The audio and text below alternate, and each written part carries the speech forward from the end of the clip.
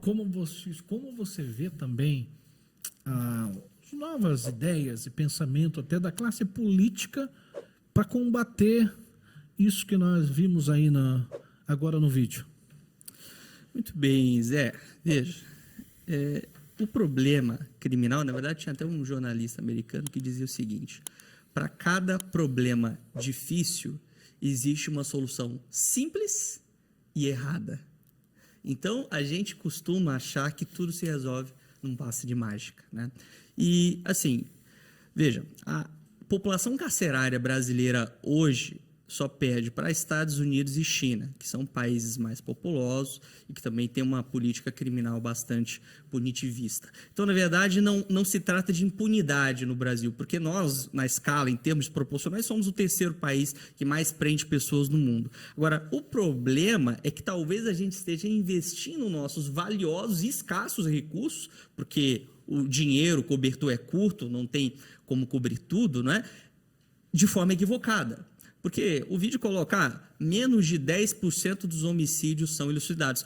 Nisso eu concordo, o vídeo tem razão. Eu tenho aqui estatísticas criminais, né? Nem vou expor para não cansá-los, mas de fato a taxa de elucidação de crimes no Brasil varia muito de estado para estado. Paraná até que está num nível relativamente bom comparado a outros, em alguns momentos 30% de elucidação de homicídios. O Rio de Janeiro é o que está numa situação pior, né? Às vezes uma taxa realmente de 10 ou menos, 10% ou menos que isso. E aí o que você enxerga? Veja, a nossa população carcerária hoje, mais de 70% da nossa população carcerária não praticou crimes de homicídio.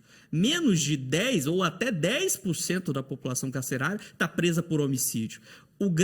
A grande massa de presos são por crimes patrimoniais e por crimes de drogas. E aí, veja, não é? São crimes, às vezes até sem violência ou grave ameaça, como crime de furto ou crime de extorsão, ou o próprio crime de tráfico de drogas, que também é um crime praticado sem violência ou grave ameaça. Então, a nossa prisão está entupida de gente por essas duas categorias de delitos, como eu falei, a maior parte delas praticados sem violência ou grave ameaça, e enquanto crimes realmente graves, como o vídeo mostrou, o homicídio, né, tem pouca relevância nessas estatísticas, porque o Estado, a polícia, né, seus poucos recursos, poucos policiais, às vezes os policiais realmente fazem uma grande mágica, né, de dar conta de tanto trabalho, mas eles não conseguem focar naquilo que realmente interessa, porque a gente tem uma política e uma forma de tratar crimes que poderiam ser resolvidos de outra forma, né? Como, por exemplo, o tráfico de drogas, já passou do ponto da gente discutir a questão da legalização e da descriminalização de drogas, tá? Os países mais avançados que você imaginar, dos Estados Unidos, que foi o país que mais incentivou a luta, a guerra às drogas, veja, morrem no Brasil mais pessoas pela guerra às drogas do que pelo consumo de drogas, né? Quantas pessoas você vê por dia que morreu de uma overdose ou que morreu porque consumiu cannabis, maconha? Veja, né? Não se trata de o Estado incentivar o consumo de nenhuma substância, como não deve incentivar, por exemplo, o uso de cigarro, que causa câncer e, no entanto, é liberado. Você vai em qualquer lugar, posto de gasolina e compra, né? Mas há o que na criminologia a gente chama de política de redução de danos, sabe? Né? O que é a política de redução de danos? Quando o sujeito, né, ele vai e compra, o cidadão vai e compra lá uma substância que é considerada ilícita, e até a ideia do que é lícito e ilícito é bastante relativa, não é? Porque, como eu disse, o tabaco, que provoca grande mal à saúde, é permitido. E a cannabis, que é usada, inclusive, para fins medicinais, eu já entrei com várias ações requerendo a autorização do uso de cannabis para o tratamento de pessoas com enxaqueca grave, por exemplo. Esse tipo de droga é proibida. Então, assim, até o que é proibido, o que não é proibido é uma questão cultural, não é uma questão de origem, não é algo já não nasce proibido. Isso é fruto de uma valoração social. Então, enquanto a gente não tratar e enfrentar esse problema sem ideologia, né? E mais com pragmatismo, olhando para os números, né? E para a realidade social, a gente vai continuar investindo nossos preciosíssimos recursos, né? Com uma guerra que é perdida, né? Com policiais que morrem. Olha, tem dados aqui do Fórum Brasileiro de Segurança Pública, Zé e Alex, vocês sabem, a maioria dos policiais morrem, não é em serviço, vocês sabiam disso? Quase 75% dos policiais morrem fazendo bico, morrem fora de serviço, porque são mal remunerados, porque não tem uma estrutura de trabalho adequada. Então, eles morrem fora, não é durante as operações, não é quando eles estão em maioria, ali tem alguém dando uma retaguarda, não é? Tem um colete e tal. Então, assim, a questão da progressão de regime que o vídeo também fala, veja, o que você prefere, Alex, Zé? Uma pessoa que fique 30 anos em regime fechado e do dia para a noite, beleza, agora você está livre, pode voltar a viver em sociedade. Que tipo de pessoa você acha que a gente vai estar colocando em sociedade? O cara que ficou 30 anos preso numa jaula com várias outras pessoas, não é? Totalmente longe, distante da vida real.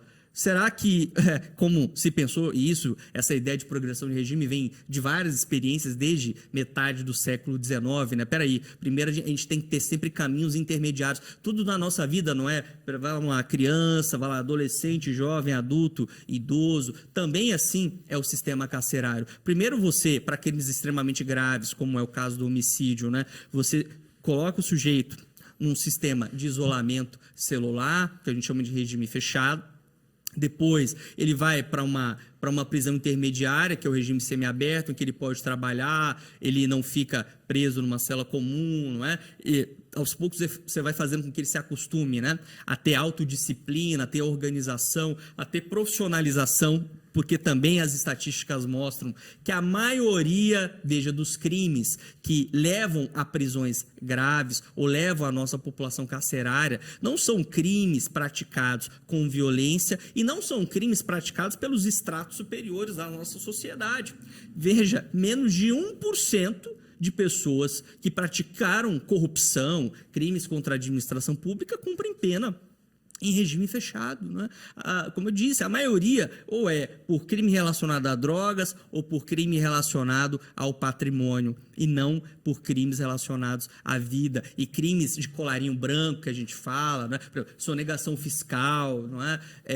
O próprio crime relacionado também a licitações, não é? Crimes de corrupção, peculato e outros do gênero também não levam ao cárcere. A gente tenta resolver de outra forma, não é? E hoje a gente tem os chamados juizados especiais criminais que tentam dar uma solução diferente, mas ainda de forma muito pequena para crimes de menor potencial ofensivo, em que você às vezes, veja, Zé, se alguém vai e pega o teu celular na rua, o que hoje acontece?